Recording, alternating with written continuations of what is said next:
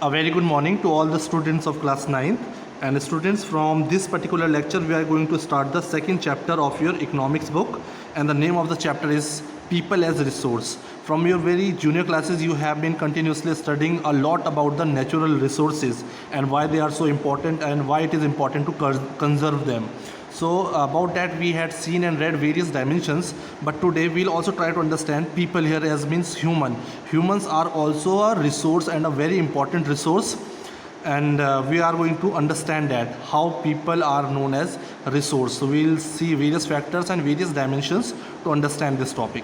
So first of all, before starting the chapter, let's see the overview of the chapter, which is going to connect you with the main topic of the content, that is people as a resource. So these will be the important dimensions here. So taking the overview, the chapter People as Resource is an effort to explain population as an asset for the economy rather than a liability. Population becomes human capital, and this term we have seen in the last chapter, human capital. When the people are more productive, they are more skillful, they have more capabilities, and they are also very healthy. That is called human capital, those people with a lot of knowledge in their various sectors. So when there is an investment, when we will put investments on humans, this makes a form of education, in the form of education, training and medical care. If we will look for the overall growth of the human by providing them education, training them in the various sectors, giving them proper medical facilities so that they can be very healthy to perform their activities. In this way we will create a human capital, and our population will be an asset which will make a growth and development in the economy instead of being just a liability. Okay. Now in fact human capital is the stock of skills. When we talk about human capital, it means, in the last chapter also I had discussed, it means all the skilled people who have the capacity to do a productive activities through their knowledge in their various fields is embodied in them. When a person has skill, productivity, knowledge, that type of population, that type of human being is called as human capital. That is why in this chapter we are calling it people as a resource. How can we use human beings as a resource, as a means of making more productivity or using their skills to grow the economy. So this is the content or the overview of the chapter. So further also they have explained you so that the content of the chapter becomes very clear for you. People as a resource means in a way of referring to a country's working population in terms of their existing productivity skills. Whatever is the working people of our country, we will see and we will learn that what are the existing productivity skills and abilities of those people. Because we have two type of population, we have a quantitative population and we have qualitative population. So we have to work towards have a quality population instead of having a quantitative population, because the quality population will be more skilled, more professional and more productive to increase the GDP of a country. So looking at the population from this productive aspects emphasizes its ability to contribute to the creation of the gross domestic product. So if we have to grow economically, we have to move ahead in the more contemporary world now, we need to increase the gross domestic product, and this is possible when our people will act as a resource. It means when our working population will be more productive, more skillful, more abilities, more capacities, and this can be possible by education, providing proper education and proper training and proper medical health facilities for all the people. Like other resources, as in the junior classes I told you, you have read a lot about the resources, natural resources. We have seen various different categorization of the resources, but same, the population also is a resource. If we talk about human, the human resource, this is the positive side of a large population that it often overlooked when we look only at the negative sides, considering only the problem of the providing the population with food. Because most of the time we see the negative side of the population, negative side of the human beings in our country. Mostly we talk about that how we are going to provide such a big population with the food facilities, how we will provide and increase the literacy rate, how we will provide so much of health facilities to all the people. This is a negative side. Instead we should always also think positively, where we can use this human resource as an asset in further development. By becoming more educated, we can provide education, better health facilities to the people of our country, so that we can use this huge population as a human resource for the growth and development of our country, for our society. We call it human capital formation. If we are providing our citizens or the population of our country with the well educated system, well healthy health facilities, in that sense it means we are creating a human capital formation that adds to the productive power of the country. It means not immediately, but once the people are educated, they are well skilled in their particular fields, they are going to be very productive in future, which is going to increase the GDP of our country. And that is why it's written here, this adds to the productive power of the country, just like physical capital formation. This physical capital also we have read in the last chapter. Investment in human capital through education. So when we have to make an investment for the human capital or for the human growth or to make human more productive and skillful, we have to focus on few things. That is, we have to increase their literacy and we have to focus on the education system of our country, proper professional training of a particular professions, medical care. If we will focus on these three factors, automatically we will yield and increase the return, just like investment in physical capitals. Like we buy a plot of land, and in future we have the expectations that it will pay off, where the prices will increase and we will have a good productivity from that part of the land. Same thing is also applicable when we talk about human resource or people as a resource. If we want that our population should act like a resource, it should be productive and more skillful, we can see directly in the form of higher incomes earned because of higher productivity of the more educated. As soon as our population or the people will be more educated, they will have better training as a person, they will be more fit and healthy, automatically they will generate more income, which will benefit our country and their individually also. Here is a cartoon in a book where this girl and boy are talking, and this girl is saying, what is human resource? Is it like land or labor? The question mark. The boy says, it is more than that. It means the value of human resource is more than the land and the labor. Then what is human capital? Then he asks, what is human capital? Is it like rupees, paise or dollar? And the girl answers, it is more than that. So the two terms have come here. Human resource we can understand as from the overview you must have understood what do we understand by human resource, and here human capital. So talking about the human capital, human as a resource, so we have discussed how we can create human as a resource by providing education, good health and good training, professional trainings. But once the professional training has been given, those healthy people, well skilled people, those are called human capitals. Like we find doctors, teachers, engineers, tailor, these are the people who have been well trained and well skilled in their particular professions according to their ability and capabilities. So this is called human capital. Okay. Now next thing is, not only do the more educated and the healthier people gain through the higher incomes, it means well educated, well trained and skilled people, they are not the only one who are getting good incomes or the good outcomes or the productivity. It is all society also who is gaining a lot from the outcome of these well skilled human capitals. It means if someone becomes a doctor, it is not only that particular person that he is earning more. It means the society is also getting the benefit of his abilities, capabilities or his well skilled profession.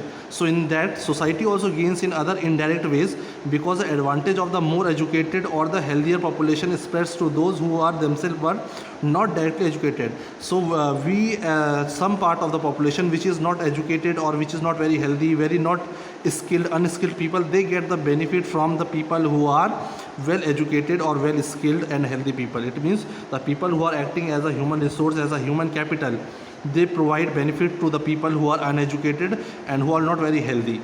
In fact, human capital is in one way superior to the resource like land and physical capital.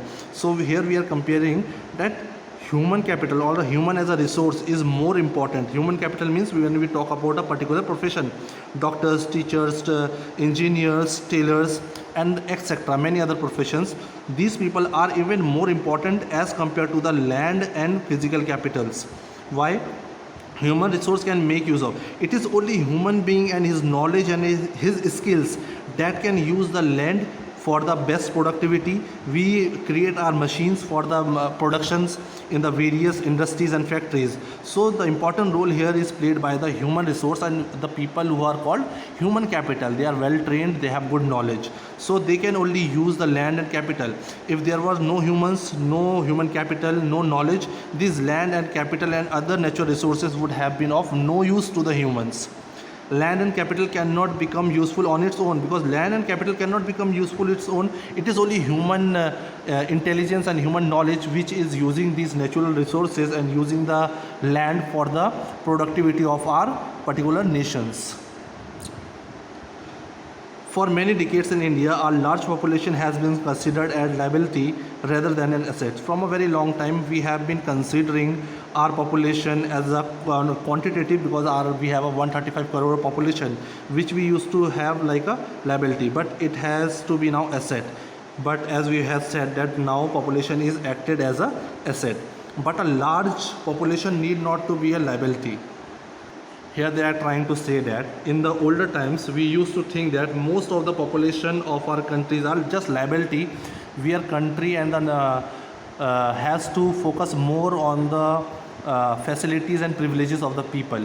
But in the recent times we have seen the transaction where we can change the system and we can make our population or the people or the citizen of our country productive, more skilled, through providing better education facilities, better health facilities, better training, through spreading education, health care facilities and training of industrial and agricultural workers in the use of modern technology, useful scientific research and so on. So these are the methods which they have shown you in terms, we can say, spreading of education, proper health care, training or industrial training, agricultural workers, and use of modern technology and useful scientific researches. These things can transform a society or a population of a country from a liability to an asset, which will be more productive and where we can increase the GDP of a country with the help of our qualitative population.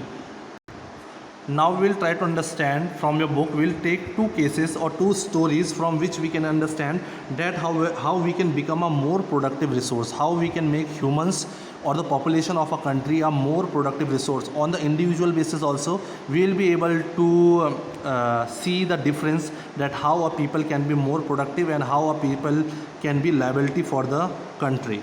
So there is a story of Sakal. There were two friends, Vilas and Sakal. So there will be two cases. Once we will talk about Vilas and then we will talk of Sakal. But in this story, they were living in the same village, that is Simapur. So these are the two friends, Vilas and Sakal, living in Simapur. So talking about Sakal now, let's see about the story and his family background.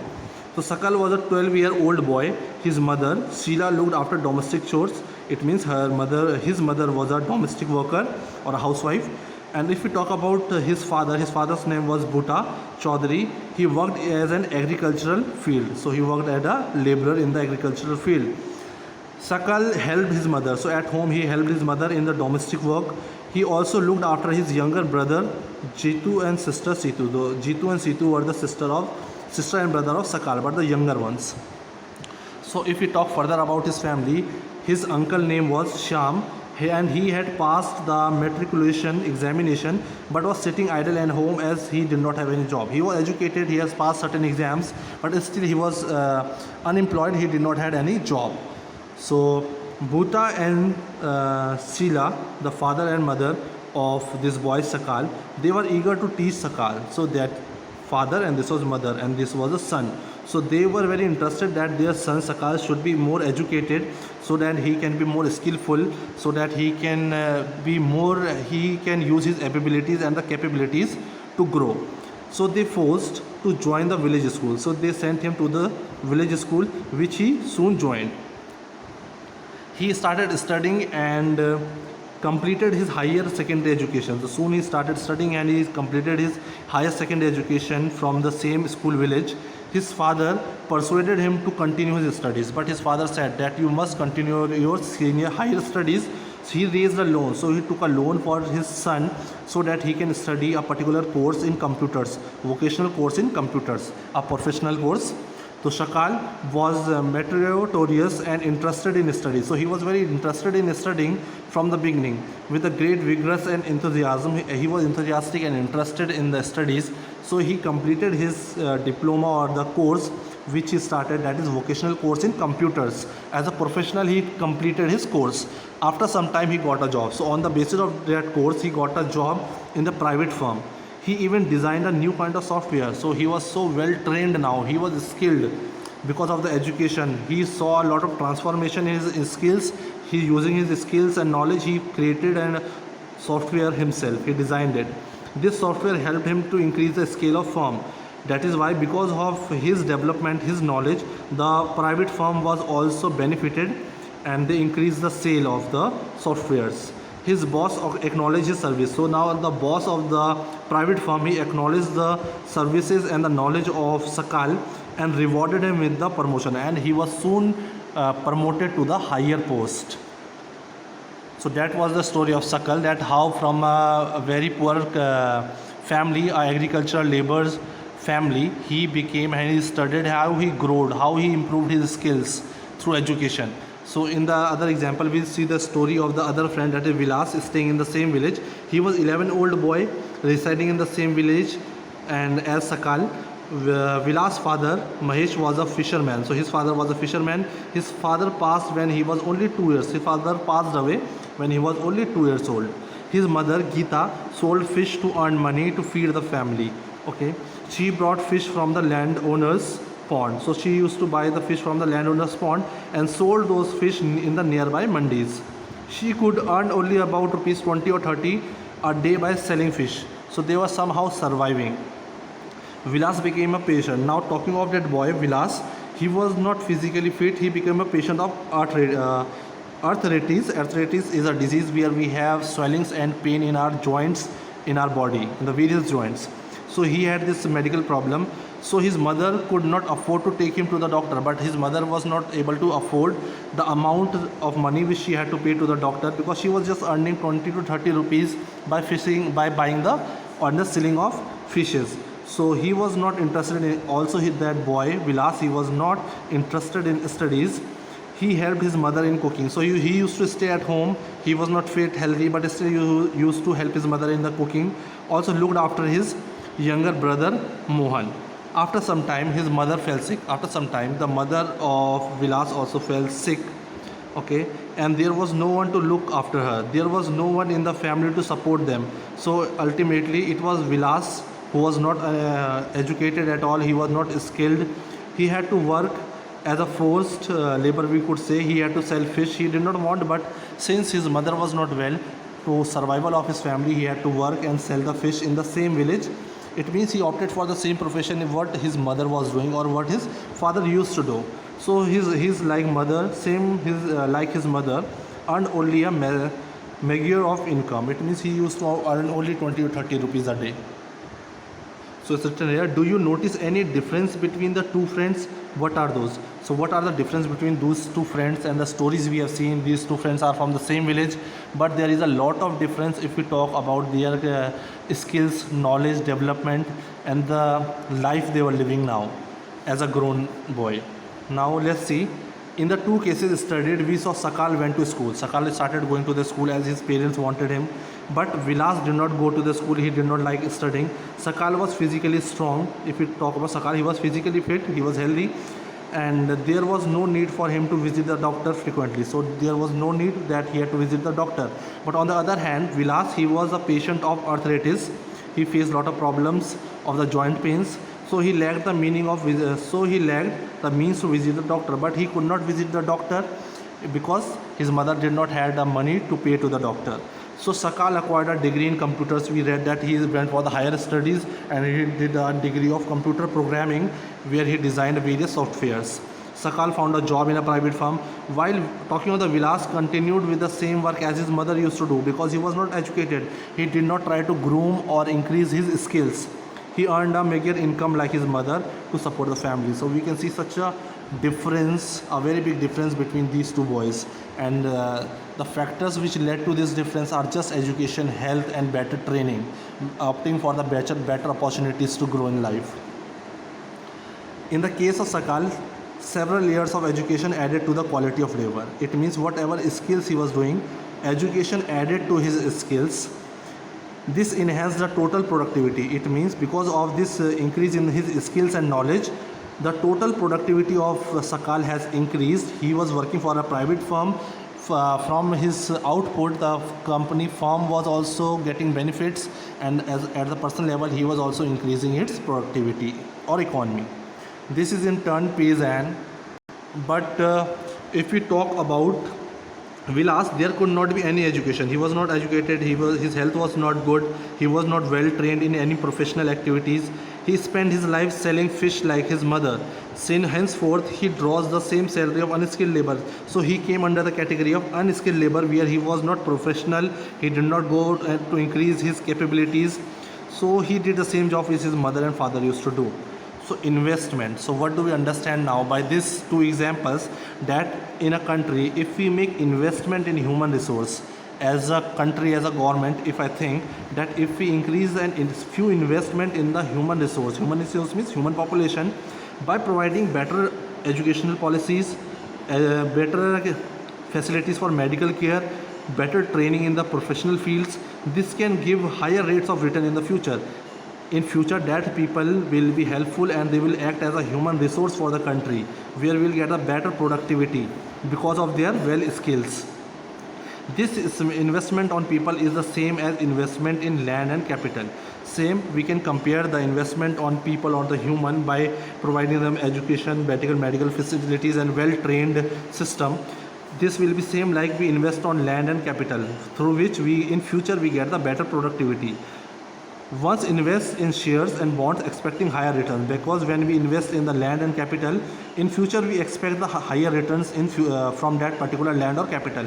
In the same way, if we do some good investments on the human resource, we can expect higher rate of return or the productivity from the same human or the population. A child too with investment made on her education. If any child, for example, now dealing with a individual perspective, if we have an investment on a child, we are increasing, giving them proper education, proper health facilities, can yield a higher return in the future. That is why if we talk about your parents, our parents are trying to provide us the best education they can provide us. They are keeping us very safe and healthy, so that we can be very fit to gain the knowledge and we can be more skillful in a particular field. So we are learning all the subjects. Okay, so that is why it's written here, can yield a higher return in the future in the form, so that our future will be bright, and if our future will be bright, then we will have the higher earnings, and this greater contribution will also contribute to the society, and somehow we will contribute to the GDP of the country. So educated parents are found invest more. So if we see in our country, especially the developing countries, the parents who are educated, they know the meaning and the importance of education and good health. So they are almost all the time ready to invest lot of their income on their education of their child. This is because they have raised the importance of education for themselves. They have seen how education has improved the status of the people. They are also conscious of the proper nutrition and hygiene. They also know that why it is very important for the students or their son or a daughter to have a proper nutrition and a proper hygiene. They accordingly look after their children's need for education and the school and good health. A voracious cycle is thus created in the case. But in contrast, if we look to the other way, there are some people who are disadvantaged parents, who are themselves uneducated, unskilled population, lacking, they do not have good hygiene facilities, good food. Their children are not sent to the school, so they are similarly disadvantaged state. Okay, but if we look around the world, there is a country, that is Japan, have invested in human resource. Japan is a country which do not have any natural resources, but one thing what Japan has done, and it is one of the most developed countries now technologically, because it has used its population as human resource. It has invested in the human resource by providing them good education, good health facilities, good skilled trainings in the various sectors. That is why Japan has used his human resource to the fullest. They did not have any natural resources. The countries have developed rich countries. Still this country, Japan, has become a more developed and more rich countries. the import, and the important thing you have to note here, they import most of the natural resources needed in the country. Whatever the whatever the production they are doing in the industries, all the raw materials are being imported, and then the finished goods are exported to the other parts of the world. It means the population, the humans or the citizens of that country are well trained, well educated and very healthy, which is adding to the richness of the country. That is why a developed country. They have invested on people, especially in the field of education. Japan is especially focusing on their education system and their health. The people have made efficient use of other resources like land capital. Also they are using land capitals to the efficient level with the help of their knowledge and skilled people or a skilled population. So in short we can say Japan has a qualitative population, not quantitative population. Efficiency and the technology evolved. Whatever technology they have evolved by the people have made the countries rich and developed. They are using technology at the higher level, where they are importing the raw materials and they are finishing them into finished goods and then selling to the outside world. So this is leading, because just of their good education and good health facilities, Japan has become a very rich and developed country. Okay, so till this lecture we'll stop here. In the next topic we will be talking about economic activities by men and women. Till then, thank you, take care.